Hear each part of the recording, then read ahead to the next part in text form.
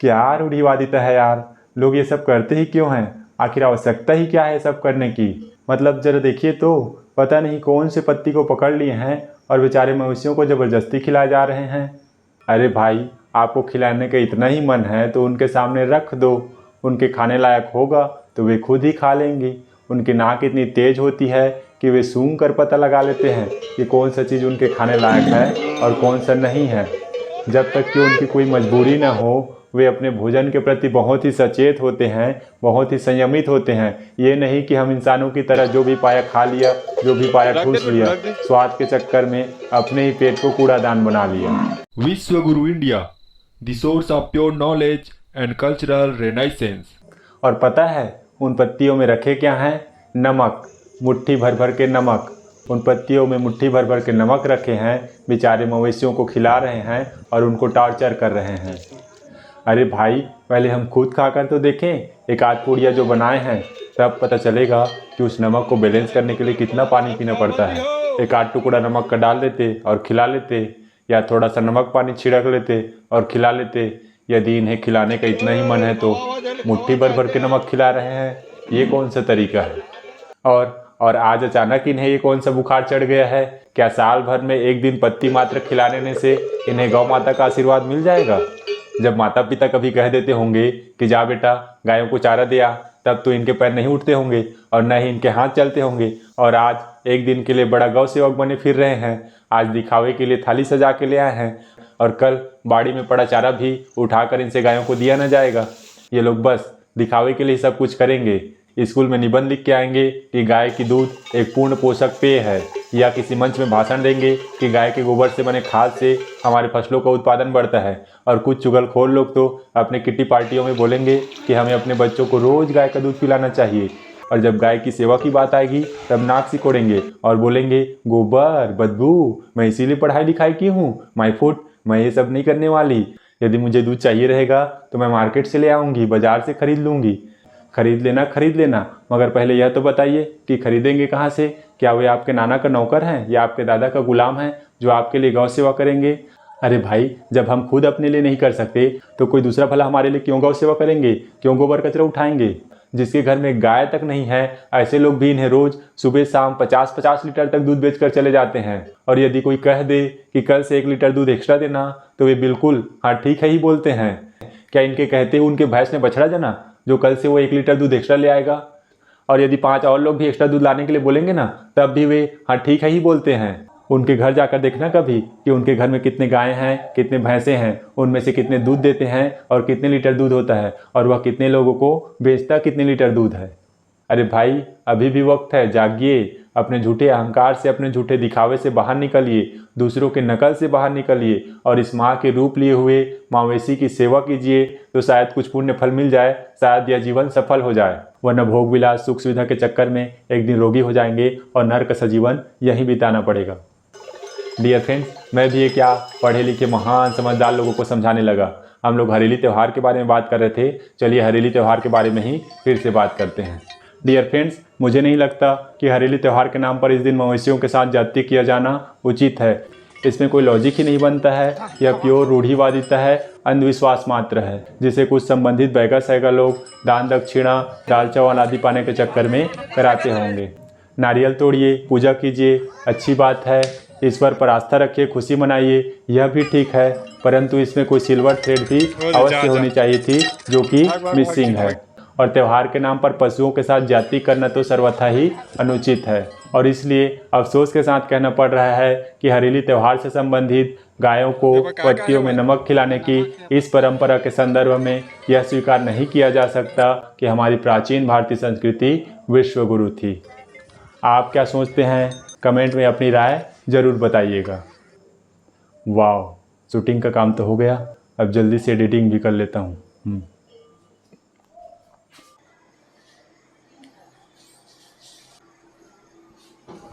हम लोग हरेली त्यौहार पर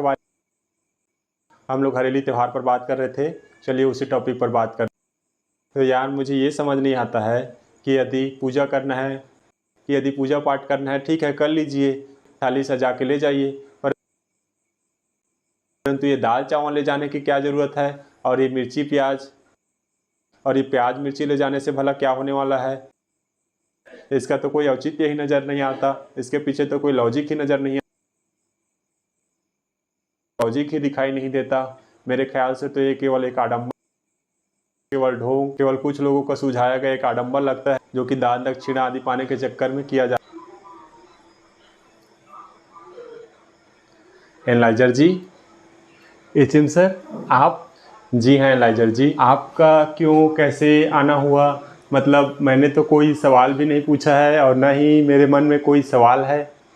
नहीं पूछे हैं एनालाइजर जी, परंतु आपने अपने समय के पढ़े लिखे मूर्खों की मूर्खता का ठीकरा तो हमारे समय के लोगों पर फोड़ दिया ना।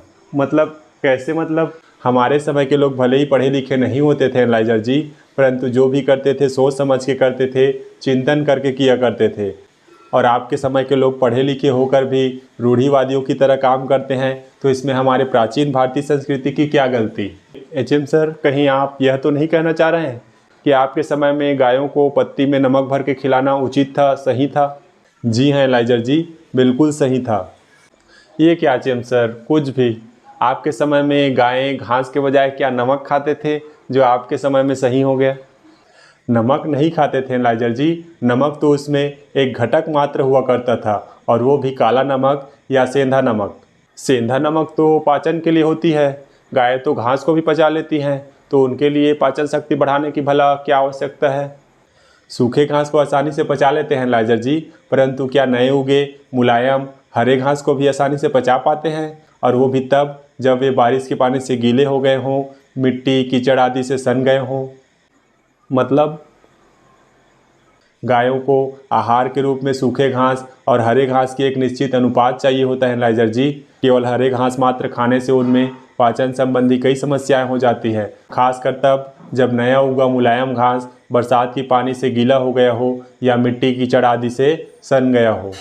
तो इन सब का इस त्यौहार से क्या संबंध है? और थाली में चावल दाल आलू प्याज मिर्ची आदि ले जाने का क्या मतलब है? अच्छा, तो पहले आप यह बताइए एनालाइजर जी कि आप लोग डॉक्टर वकील आदि को परामर्श लेने का या कोई प्रशिक्षण ट्यूशन आदि लेने का फीस क्यों चुकाते हैं? तो क्या आप यह कहना चाह रहे हैं एचएम सर कि ये लोग थाली लेकर पढ़ने लिखने या सीखने जाते थे, और वो भी गौठान में दईहान में? जी हाँ एनालाइजर जी, हमारे समय में इस हरेली त्यौहार के दिन लोगों को अपने मवेशियों को बरसात के मौसम में न सिर्फ स्वस्थ रखने के लिए प्रशिक्षित किया जाता था, बल्कि पशुओं में होने वाले विभिन्न रोगों और उनसे संबंधित औषधियों की जानकारी भी दी जाती थी। एचएम सर, ऐसे में बैगा को तो औषधियों के बारे में और पशु रोगों के बारे में पर्याप्त जानकार होना चाहिए, केवल पूजा पाठ कराने से तो बात नहीं बन सकती। आपने बिल्कुल ठीक कहा एनालाइजर जी, हमारे समय में इसके लिए प्रत्येक गांव में एक ऐसे व्यक्ति को नियुक्त किया जाता था जो कि इन सब के बारे में पर्याप्त जानकार हुआ करते थे। वे लोगों को बरसात के मौसम में उनके मवेशियों के बीमार होने से पहले ही बचाव के उपाय, रखरखाव के तरीके, बीमारियों के लक्षण व उससे संबंधित औषधियों की पहचान आदि करा दिया करते थे। वाह एचएम सर, ये तो सच में एकदम ज्ञान की बात है, विज्ञान की बात है। इस हरेली त्यौहार के दिन आप लोगों के समय में और क्या कुछ किया जाता था, बताइए ना। जी एनालाइजर जी, ज़रूर। हमारे समय में इस हरेली त्यौहार के दिन लोगों को विभिन्न औषधि पत्ते जैसे खम्हार पत्ती जो कि वात और कफ नाशक है, अर्थात सर्दी खांसी व बुखार में उपयोगी है, अरंडी पत्ती जो कि पेट दर्द सूजन व जकड़न को दूर करने में उपयोगी है, कोचई पत्ती जो कि पेट की सफाई व भूख बढ़ाने के लिए जानी जाती है, कमल पत्ती जो कि रक्त विकार दूर करने और जलन को ठीक करने के लिए जानी जाती है, आदि की जानकारी दी जाती थी। और साथ ही साथ अजवाइन, सौंठ, धनिया, हर्रा, पिपली, सौंफ, कुटकी, तुलसी, काली मिर्च आदि पाचक औषधियों की भी जानकारी लोगों को दी जाती थी, और इनका मिश्रण बनाकर मवेशियों को खिलाने का तरीका भी लोगों को सिखाया जाता था, और इसमें एक घटक सेंधा नमक भी हुआ करता था। वाह एचएम सर, क्या बात है, एकदम कन्विंसिंग। और हमारे समय में यह सब रुपया पैसा या धन कमाने के लिए नहीं किया जाता था, बल्कि गौ माता की सेवा भाव से किया जाता था। इसके लिए फीस चुकाना कोई मजबूरी नहीं होती थी, बल्कि जिससे जो बन पड़ता था, जैसा बन पाता था, दक्षिणा के रूप में चुकाया करते थे। अच्छा, तो आलू प्याज दाल चावल मिर्ची आदि को आप लोगों के समय में स्वैच्छिक रूप से फीस के रूप में चुकाया जाता था। वाह, अब आप बताइए एनालाइजर जी कि यदि विभिन्न औषधियों को पुड़िया बना के गायों के सामने रख दिया जाए तो क्या वे अपने आप खा लेंगे? नहीं खाते होंगे। नहीं खाते हैं लाजर जी। मवेशियों को औषधि खिलाना इतना आसान नहीं होता है, इसलिए हमारे समय में लोगों को मवेशियों को औषधि खिलाने की भी प्रशिक्षण दिया जाता था, औषधि खिलाना भी सिखाया जाता था। और जो पूजा पाठ किया जाता था वह इस महत्वपूर्ण कार्य की ईश्वर को याद करते हुए, ध्यान करते हुए शुरुआत करने के लिए किया जाता था। अच्छा, तो ये कारण है आपके समय में मवेशियों को पत्तियों में नमक भर के खिलाने का। वास्तव में आप लोग अपने समय के लोगों को इस हरेली त्यौहार के दिन मवेशियों को औषधियाँ खिलाना सिखाते थे। जी हाँ लाइजर जी, आपने बिल्कुल सही कहा। और उसी सीखने सिखाने के प्राचीन क्रियाकलाप को आपके समय के लोग पर्याप्त जानकारी के अभाव में अज्ञानतावश केवल एक परंपरा के रूप में, केवल एक नेम मात्र के रूप में निभाते हैं और पत्तियों में केवल नमक को ही भर भर के खिलाते हैं। वाह एचएम सर, इतनी गहराई से तो कोई सोच ही नहीं सकता। ये तो सच में सिल्वर थ्रेड वाली बात है। हमारे समय के लोग तो रीति रिवाज और परंपराओं के नाम पर केवल पूजा पाठ आदि करवाते रहते हैं और दान दक्षिणा बस लेते रहते हैं। उनमें छुपी ज्ञान विज्ञान और तथ्यों को, मूल्यों को, महत्वों को तो कोई बताते ही नहीं है। यही तो समस्या है लाइजर जी। कमी हमारे भारतीय संस्कृति में नहीं है, बल्कि कमी आप लोगों के समय में हमारे प्राचीन भारतीय संस्कृति को सही तरीके से जानने, समझने और समझाने वाले लोगों की है, जिसके कारण से हमारे प्राचीन भारतीय संस्कृति पर, उसके ज्ञान विज्ञान के धरोहर पर रूढ़िवादिता और अंधविश्वास के आरोप लगते हैं। वाह एचएम सर, सच में कितना अद्भुत है हमारा प्राचीन भारतीय ज्ञान विज्ञान और दर्शन। हमारे भारतीय महागुरुओं की, ऋषि मुनियों की सोच, उनकी समझ सच में अद्भुत, अकल्पनीय। बीमार होने से पहले ही अपने मवेशियों को बरसात में होने वाले विभिन्न रोगों से बचाने हेतु उपाय कर लेना, और इतना ही नहीं बल्कि लोगों को भी जागरूक कर देना सच में अद्भुत है। अब मैं पूरे विश्वास के साथ कह सकता हूँ कि यह हरेली त्यौहार हमारे भारतीय संस्कृति के विश्व गुरु होने की पूर्णतः पुष्टि करता है। मुझे गर्व है कि मैं एक भारतीय हूँ। भारत माता की जय जय जय। विश्व गुरु इंडिया अमर रहे। HM sir, HM sir, HM sir, आप कहाँ चले गए? एचएम सर,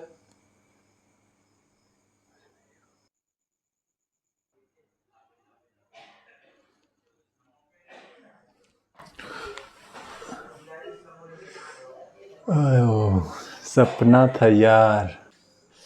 वाह, मज़ा आ गया। मुझे गर्व है कि मैं एक भारतीय हूँ। भारत माता की जय जय जय। विश्व गुरु इंडिया अमर रहे।